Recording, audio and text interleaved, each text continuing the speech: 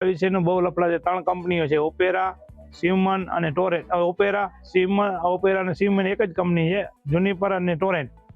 ત્રણેય વ્યક્તિને 15 પોલની વહીવટદાર આગળથી એનઓસી વહીવટ કરી લીધેલી છે। તેથી વખતે કોઈ પંચાયત હતી નહીં એટલે વહીવટદારે ટૂંકમાં લઈ લીધી। ગામ લોકોને કોઈ વિશ્વાસમાં લીધા નથી। જે લોકોને વિશ્વાસમાં લીધા છે એને હોટલે સાઈન લીધી છે। કોઈ ગ્રામ સભા નથી ભરી કે કોઈ વસ્તુ એ લોકોએ કંઈ કર્યું નથી અને તાત્કાલિક એમને એનઓસી લઈ લીધી છે। જબરજસ્તીથી કામ કરે છે। અમે લોકોને ઓર્ડરમાં નોટિસો કલેક્ટર સાહેબને, પ્રેંત સાહેબને, પછી ડીડીઓ સાહેબને બધાની મોકલેલી છે। તો એ લોકોએ ટૂંકમાં એને રિપ્લેસ જવાબ પાછો કાંઈ અમને મળેલો નથી।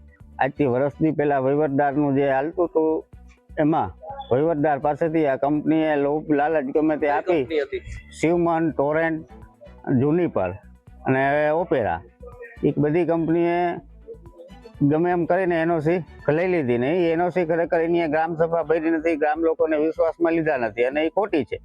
અમે ટીડીઓ સાહેબ આગળ ગયા હતા, ટીડીઓ સાહેબને રજૂઆત કરી છે પણ એ એનઓસી એની માન્ય નથી। આ લોકોએ કંપની ઓપેરા કંપનીએ એમ કહ્યું હતું કે આ ટાવર તમારો ખેતરની અંદર સાઈડમાં આવશે, એ જગ્યાએ જે જગ્યાએ જોઈ છે તે જગ્યાએ એ લોકોએ નાખ્યું નથી।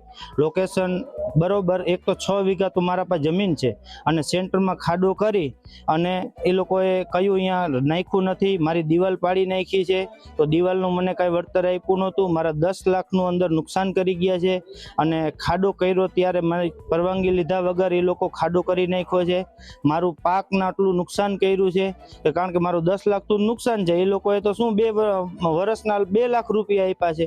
પછી મારે ખેતરમાંથી રસ્તો કાઢ્યો છે, એ લોકોએ ખરાબાનું કહી અને ખાતેદારમાં રસ્તો કાઢી ગયા છે। હું તો બહાર હતો ત્યારે અને આ લોકોનો અત્યાચાર છે, કોઈને જાણ નથી કરતા અને અમારી પરવાનગી વગર એ લોકો ખેતરમાં ઘૂસી જાય છે। તો આ મારું નમ્ર વિનંતી છે સરકાર, મારું આ કેન્સલ કરાવો અને આ જમીન મારી બચી શકે તો મારા છોકરાને કામ આવે।